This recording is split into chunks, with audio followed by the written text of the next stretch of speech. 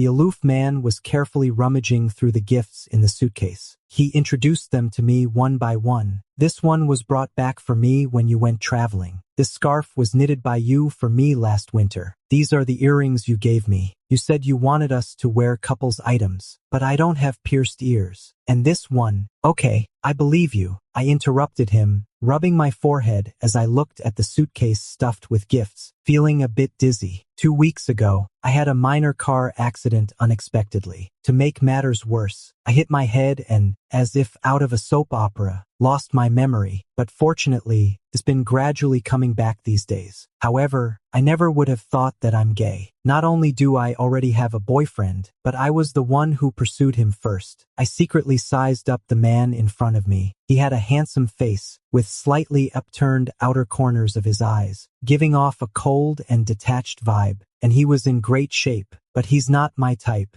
What are you thinking? I snapped back to reality and saw that man, well, my boyfriend, pulling up a chair and sitting by the bedside, peeling an apple. He was so skilled, as if he'd done it many times before. In no time, he carved a few little rabbit-shaped apples. I was so absorbed in watching that the next moment, I saw him pick up a piece with a fork and hold it to my lips. Let's get to know each other again. I'm Matthew. The sweet scent of the apple filled my nostrils, and it crunched as I took a bite. With his slightly hoarse and deep voice, the sweet juice flowed down my throat, making my eyes involuntarily focus on his opening and closing lips. We're from the same school and major, but we don't live in the dorm anymore. I rent an apartment outside. He paused, his eyelashes fluttering slightly. You just agreed to share the rent with me, and then you had an accident and lost your memory. Share the rent? Yeah. He calmly handed me another piece of apple. We're really close. I was chewing in my mouth, a bit too busy to talk. He glanced up at me, then lowered his eyelashes. You like me a lot. After saying that, the tips of his ears slowly turned red, which was particularly obvious against his fair skin. He didn't show much expression on his face, but those slightly reddened ears made him incredibly attractive. I felt a bit itchy, wanting to reach out and touch them.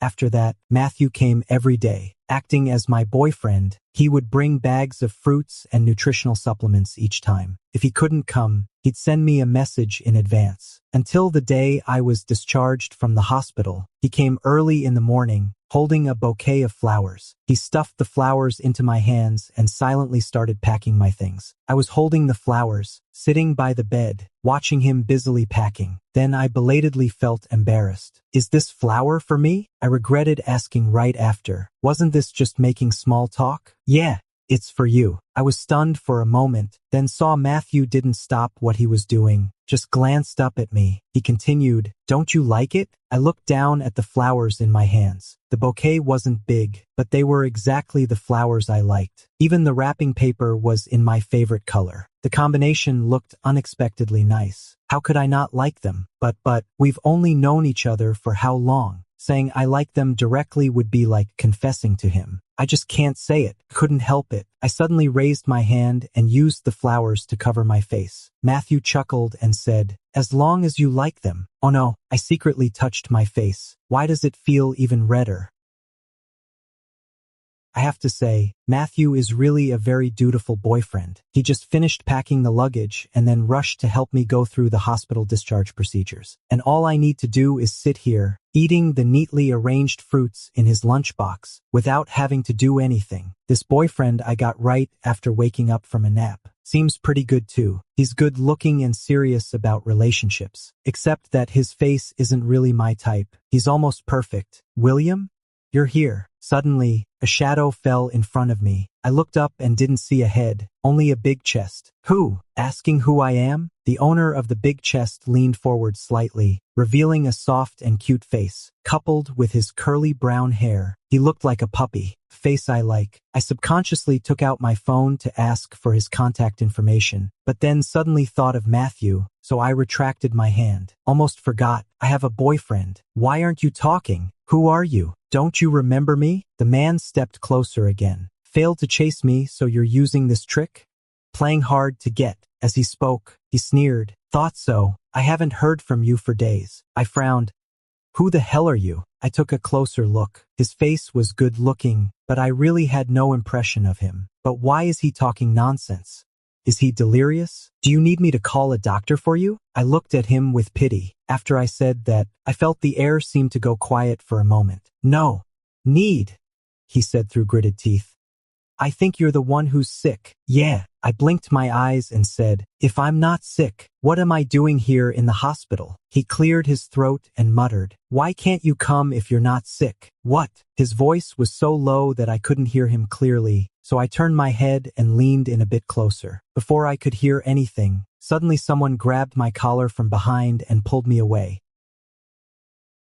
Matthew. Before I could say anything, the curly-haired guy called out Matthew's name first. I stood there, looking completely confused. You two know each other? Matthew was breathing a little heavily and nodded, then quietly took my hand. This was the first time we held hands. His hand was a bit hot. What's the meaning of this? The curly-haired guy turned his head and shot me a fierce look. I'm feeling a bit guilty for no reason. I couldn't help it and gently moved, trying to pull my hand out. Unexpectedly, Matthew held it even tighter. I'm his boyfriend. I glanced at Matthew. He seemed a bit nervous, his gaze fixed intently on the person across from us. I wondered what he was thinking. I could feel that his hand holding mine was starting to get a bit sweaty. I gave up struggling and simply introduced to the person opposite. Yeah, this is my boyfriend, Matthew. As soon as the words left my mouth, I saw the person across wearing an expression of complete disbelief. He glanced at the hand Matthew and I were holding, then at me, back and forth. After a long moment, he managed to stutter out a few words through clenched teeth. Fine, just great, he sneered. Already getting bored so soon?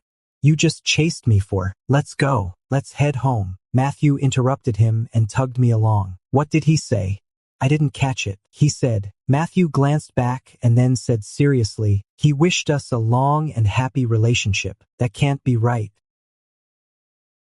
Matthew carried the things and led me to a black SUV. I looked at the car of my dreams, then at Matthew. The next second, he took out the car keys from his pocket and pressed the button twice. Yours? Yeah. Matthew opened the car door first. Get in. I got into the car in a daze, watching Matthew get in from the other side. Then he leaned over and deftly buckled my seatbelt. I stared at his handsome profile, my mind in a complete mess. My boyfriend is actually a wealthy heir, and it seems he's super rich. He's handsome and rich. How could he have a crush on me? I must have hit my head in the car accident and gone crazy. What are you thinking about? I was thinking why you would like. I suddenly snapped back to reality. Nothing, I said, awkwardly touching my nose. Just wondering why we aren't leaving yet. Matthew smiled, reached out and gently touched my head. Let's go. First, let's head home. Okay. I turned my head to try and escape this slightly awkward atmosphere, so I didn't see Matthew's bright red ear tips, or the hand that had just been withdrawn and was still trembling slightly. Matthew took me straight home. That is, the place where he said I had agreed to rent with him before the car accident. Standing in front of the door, when I saw the keyless lock, I subconsciously put my thumb on it, and the next second, a wrong password alert sounded. I rubbed my hands. Is this thing broken? I was about to try with the other hand when Matthew suddenly pressed up from behind. His hot body brought the waves of heat from summer. Haven't had time to register your fingerprint yet, he said, covering my hand with his. Let's do it together now. He was very close, so close that it seemed he was speaking right next to my ear. His scalding breath hit my earlobe, making my body heat up in waves. Beep! A shrill sound rang out, and Matthew let go of my hand, putting some distance between us. All done. It's done. I pushed the door open and went in. That was quick. If the fingerprint doesn't work, you can use the password. It's your birthday. Okay. I nodded repeatedly. Thanks. This time, Matthew really couldn't hold back his laughter. You're welcome. My face flushed, and I stood stiffly at the door. My mind was filled with Matthew's smiling face from just now. He looks so good when he smiles. Compared to his usual cold and silent self, he's much better looking. I touched my burning cheeks and thought to myself, this isn't good. Oh no, could I have fallen for him like this before? Meow. A long meow interrupted my thoughts. I looked in the direction of the sound and saw a little Siamese cat sitting obediently at my feet. It had round eyes, a black patch in the middle of its face, and was rather chubby. So cute. Kitty. I reached out to pick up the cat and couldn't help but bury my head in its belly. The little Siamese cat has an incredibly good temper. Even though it was the first time we met, it nestled obediently in my arms and let me pet it all over. And it even wrapped its two little paws around my head. So adorable. Matthew. I held the cat, almost beside myself with excitement. Is this your cat? Yeah. Matthew nodded, taking out a brand new pair of blue slippers. I found it outside the school and have been raising it for 5 months. I've always wanted to have a kitten. I rubbed the cat's head and kissed its little face. It's just too cute. Matthew cleared his throat softly. It is quite cute. What? Nothing. Matthew handed me the slippers. Change your shoes. Oh, okay. I put down the cat, took the shoes and examined them carefully, getting ready to put them on. After taking off my shoes, I suddenly felt something was off. These shoes are hideous. On the 2 blue slippers, the left one has a little figure pulling a bow and arrow, and the right one has half a pink heart. Ugly as sin. Matthew touched his nose and asked softly, "Don't you like them?" No way. I held the blue slippers and turned my head to look at Matthew's feet. And there on Matthew's feet were a pair of pink slippers. On the left slipper was half a blue heart, and on the right was a little figure clutching its chest. They were actually a couple set. Matthew felt a bit uncomfortable under my gaze. He awkwardly shrank back a little, and his toes curled up too. Then he said with difficulty, "Well, should I change them?" No need. I resigned myself to putting on my slippers and said, "After all, you're my boyfriend." Okay. Matthew visibly cheered up a lot. Are you hungry? Do you want to eat something? What would you like? I'll make it for you. The little Siamese cat jumped onto my knees, rubbing its face against mine with its tail held high. I'm not hungry. I poked the cat's 2 balls. You're a little tomcat, aren't you? By the way, what's its name? Matthew seemed to stiffen for a moment, then quickly changed the subject. So, are you still sleepy? Do you want to sleep a bit more? As he spoke, he leaned in and tried to hold my hand. I frowned slightly. You're acting weird. It's just a name. As if on cue, the little Siamese meowed. What name? What name? Matthew covered his face, his ears turning bright red. After a long while, he managed to squeeze out a few words in a very soft voice. Summer. What? Its name is Summer. After saying that, Matthew simply put his arms around my waist, buried his head in the kitten's belly in my arms, and stopped talking, looking at the tips of his bright red ears. I couldn't help blushing too. In just one day, I didn't even know how many times I had blushed. It felt like we were really like a couple who had just confirmed their relationship. I'm so embarrassed. I'm really starting to fall for Matthew. I thought I had already gotten used to the relationship between Matthew and me, but I didn't expect that when we lay on the same bed. I almost suffocated in the awkward atmosphere. Well, it wasn't exactly awkward. It was just that Matthew was lying beside me, sharing the same quilt with me. In the quiet night, I could even clearly hear his breathing. I was so nervous, extremely nervous. As far as I can remember, apart from my grandma, this was the first time I'd slept in the same bed with someone. And this person was my boyfriend. I couldn't stop my mind from wandering. I wondered if he was asleep, and if he wasn't, what he was thinking about. Was he feeling the same way as me? Thinking of this, I quietly turned my head and took a peek. Matthew didn't react at all. His breathing was steady, and he seemed to be asleep. He was already asleep. I turned back. No, I still wanted to take another look. I got up again and quietly shifted a bit towards Matthew's direction. Aren't you sleepy? Matthew suddenly spoke up. I'll go to sleep right away. I shrank back into the blanket, silently turned my back to him, feeling extremely embarrassed. What a coincidence, Matthew said as he also rolled over. I can't fall asleep either. Matthew didn't say anything for quite a while. Maybe it wasn't really that long, just a minute or two, but in this current situation, it felt like each moment dragged on forever. After a long time, I finally heard Matthew speak again. Do you like me? His voice wasn't really loud, but it was just audible enough. I wanted to say that I definitely liked him, but before I could answer, I heard Matthew ask again, what if you regain your memory?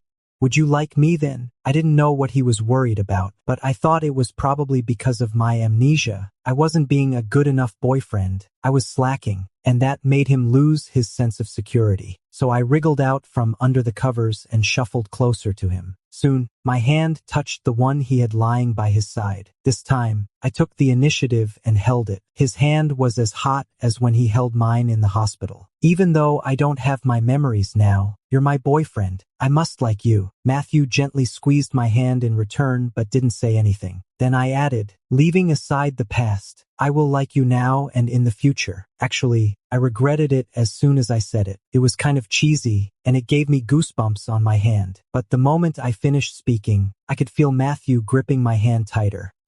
Meow. Matthew seemed to want to say something more, but Summer outside the door suddenly started scratching at the door and meowing pitifully. Matthew then got up and turned on the bedside lamp. I got out of bed first to open the door, and Summer darted in and jumped onto the bed. After I got back under the covers, Summer crawled over, nuzzled my face, and searched for a gap in the covers. It meowed sweetly as it tried to get in. Aren't you hot? Summer rubbed against my face and kept trying to burrow in. Matthew curved his lips into a faint smile and said, It wants you to hold it. It's very clingy. Oh, I see. Come on in then. I lay on my side, lifted the covers, and patted the space inside for Summer. Summer ducked its head and slipped in, nestling down in my arms. Matthew went to turn off the light. When he lay down, Summer let out a little meow from under the covers. He then reached his hand under the covers to pet Summer. After realizing Summer was snuggled up against me, Matthew couldn't help but laugh. He said, It really likes you. After a while, he added, Summer. I didn't respond to him. Truth be told, I didn't know how to. I wasn't sure if what he said at the end was Summer or me.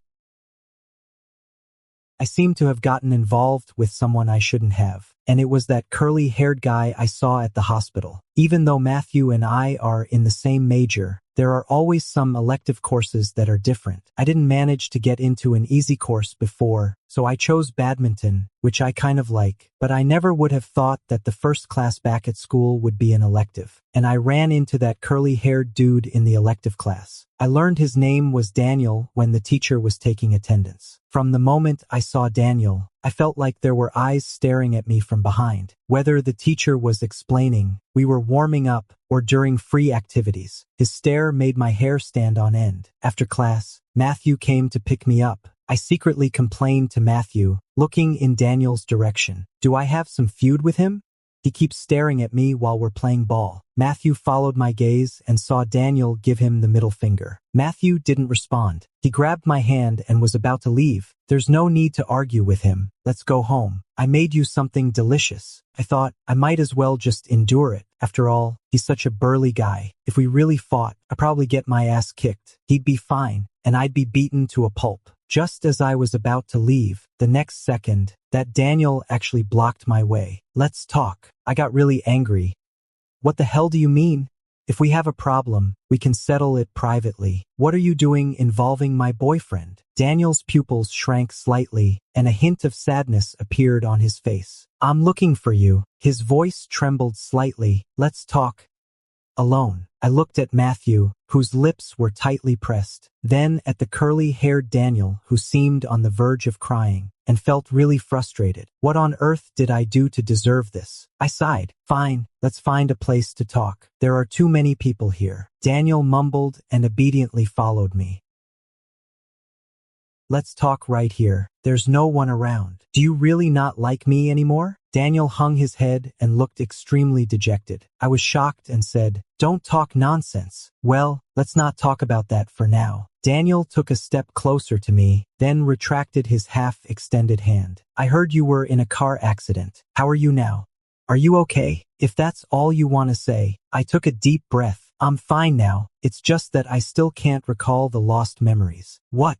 He was stunned. You lost your memory? Don't you remember who I am? Yes, I've lost a lot of memories from the past 2 years, so I hope that whatever grudges we had before, we can consider them resolved after today. Let's get along well in the future. Daniel suddenly shouted excitedly, I got it. He rushed up and grabbed my arm, speaking incoherently. He's lying. Matthew is lying.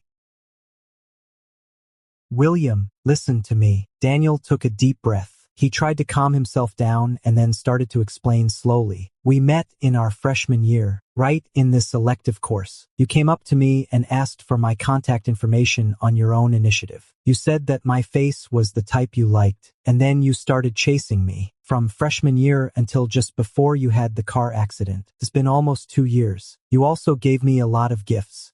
We almost got together. As Daniel spoke, he took out his phone and searched for the records. Then he held it in front of me and said, "Look, you sent me a message before the accident, asking me out on a date. And, cut it out." I swatted Daniel's hand away impatiently. I was just kidding. What? I did lose my memory, but when I saw you in the hospital, it all came back to me. I just don't like you anymore. Got it. Daniel looked genuinely shocked. He pointed at me, speechless for a long while. I don't like you and I lost my memory. Isn't that perfect?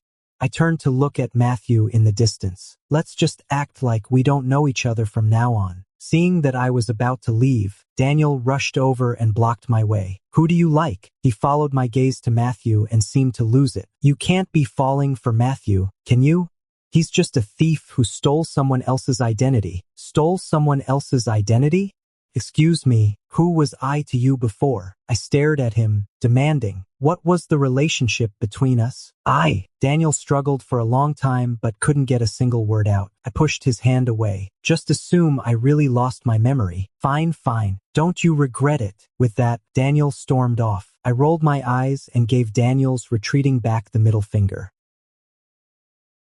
Matthew seemed to be keeping an eye on us all the time. As soon as Daniel left, he hurried over. As soon as he saw me, he circled around me, looking me over. He didn't lay a hand on you, did he? I shook my head. Matthew let out a sigh of relief and reached out to take my hand. I thought for a moment and deliberately struggled a bit. Did you two say anything else? Matthew visibly tensed up, moved closer to me, and tried to take my hand again. I looked up at Matthew, and this time I didn't struggle anymore. Summer. Matthew looked at me with a worried expression. What are you thinking about?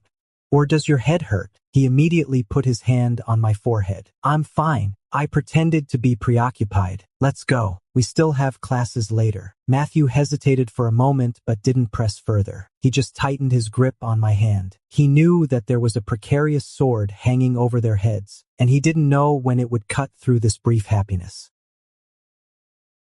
Unexpectedly, I received a call from Daniel in the evening. I glanced at Matthew, who was busy in the kitchen, then walked to the balcony to answer the phone and closed the door behind me. There was a long silence on the other end of the phone. After I caught sight of an extra figure in the corner, I spoke first. Daniel, if there's nothing else, I'm hanging up. Don't. Daniel's voice on the other end of the phone sounded a bit hoarse. After a long while, he asked, were you really lying to me? Yeah. Don't you like me anymore? That's right. There was another moment of silence on the phone, and then the sound of quiet sobbing came through. Can't you like me anymore? I stayed silent, not saying a word. After a long time, the phone suddenly hung up. I sighed and turned around to meet Matthew's eyes as he stood behind the half-open door. Matthew had come over at some point. He pushed the door open and asked softly, what's wrong? I put away my phone and said, just a nuisance call. Matthew was taken aback. His eyes landed on the phone I'd put away, and he unconsciously bit his lips tightly. He'd heard everything. It was clearly Daniel. Why was he hiding it from himself?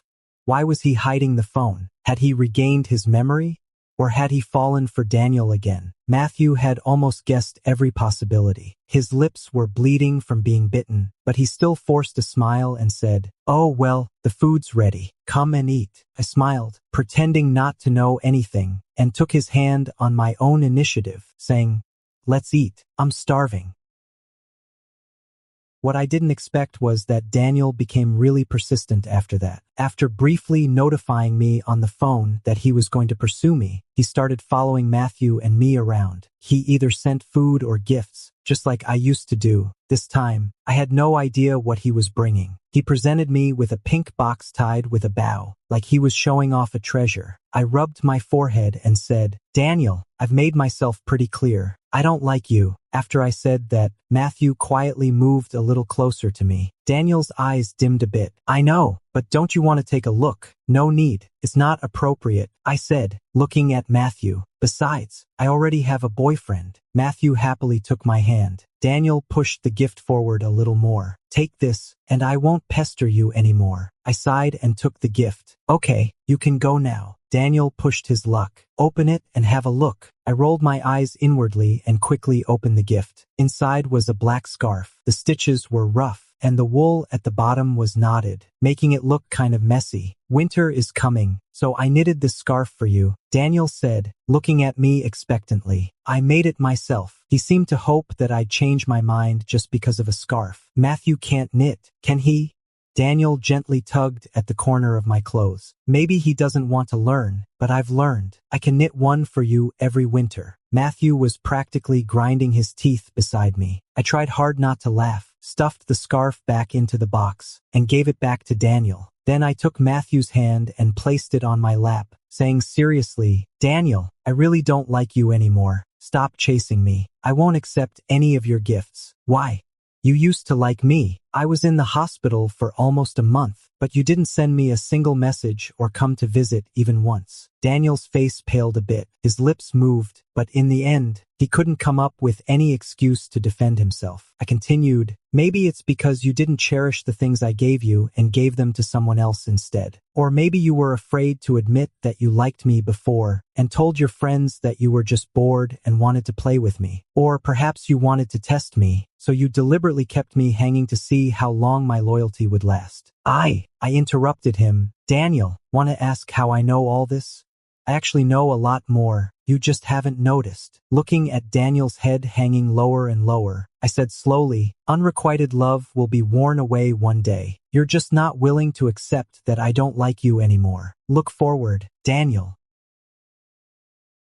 After getting home, it was time for my judgment. I pulled Matthew into the bedroom, patted the bed, and Matthew took off his coat and sat down. Kneel down. Matthew was stunned for a moment, but still obediently changed his posture. He watched my expression. Summer. Summer thought it was being called and came running over with a meow. I picked it up and held it in my arms, then pointed at Matthew with Summer's little paw. Our lovely Summer. Daddy made a mistake. Do you think he should be punished? Matthew's sweat poured down. He knelt even more restlessly and secretly tugged at me with his hand. Kneel properly. Matthew withdrew his hand and straightened his kneeling position. Confess honestly. Matthew's eyes darted around. After a while, he said, Sorry, I can't knit a scarf. What else? The food I cooked yesterday had a bit too much salt. What else? Well, there's more, of course.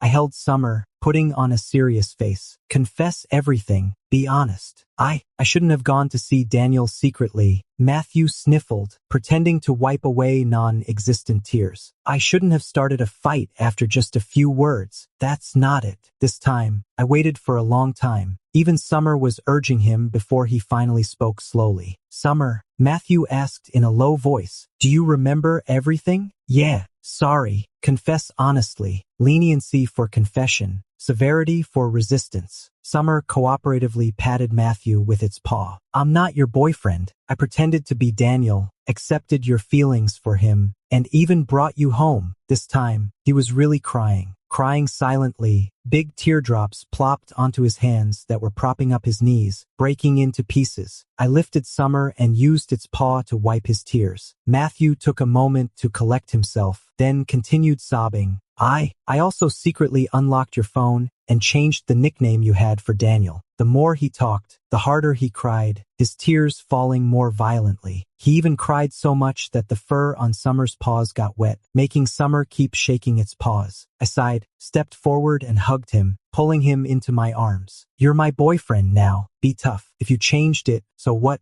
You could even delete it. Really? Matthew looked up at me with red eyes. I stroked his wet face, couldn't resist, and kissed his tear-soaked lips, then subconsciously licked my own lips. Ugh! It was salty, the taste of tears. Matthew was already stunned. Then his eyes widened, his face turned bright red, his mouth slightly open, but he couldn't say a word. I suddenly remembered that this seemed to be our first kiss.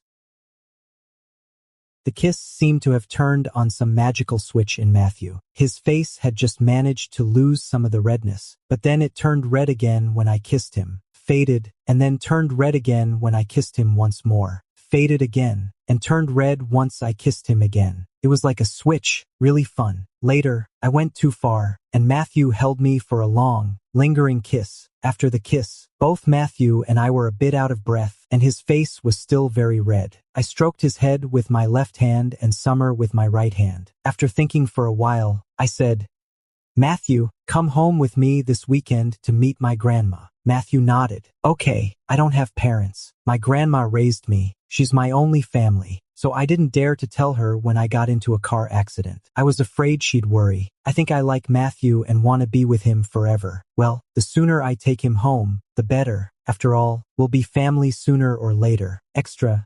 From Matthew's perspective.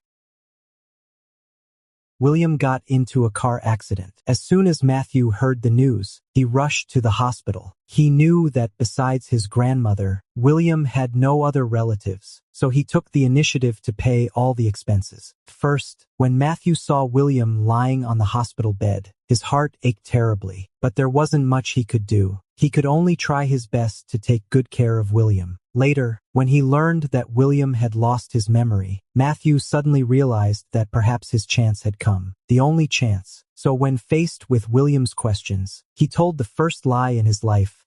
"I'm your boyfriend."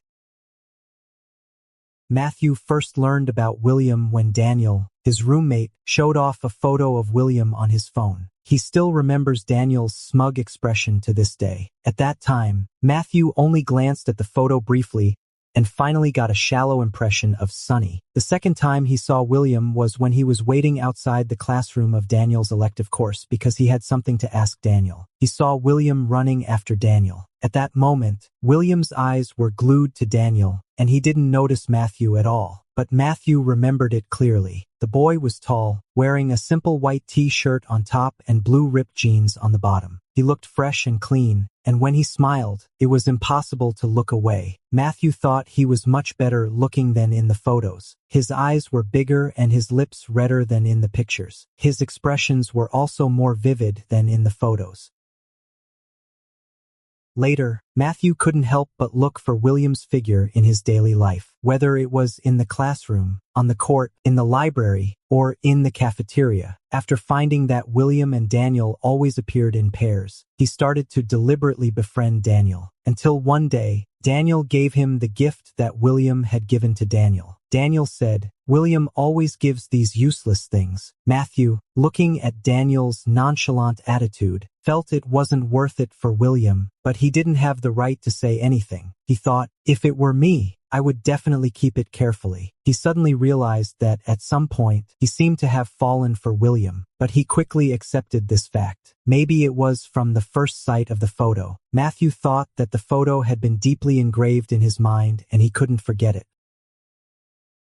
After Matthew said he was William's boyfriend, William looked completely disbelieving. Matthew then thought of those gifts that Daniel had once passed on to him. He brought all those gifts over as evidence that William had once pursued him, using this to take the place of the person William liked. At that time, he secretly congratulated himself on his good habit of keeping the gifts in perfect condition. At the same time, he secretly despised himself, thinking what he did was too despicable, like a thief stealing someone else's love. But while he was despising his own actions, he quietly took William's phone and changed the nickname William had for Daniel. Then he pinned himself to the top. After thinking for a while, he added a red heart in front of his name and put in a Cold War in parentheses behind the name.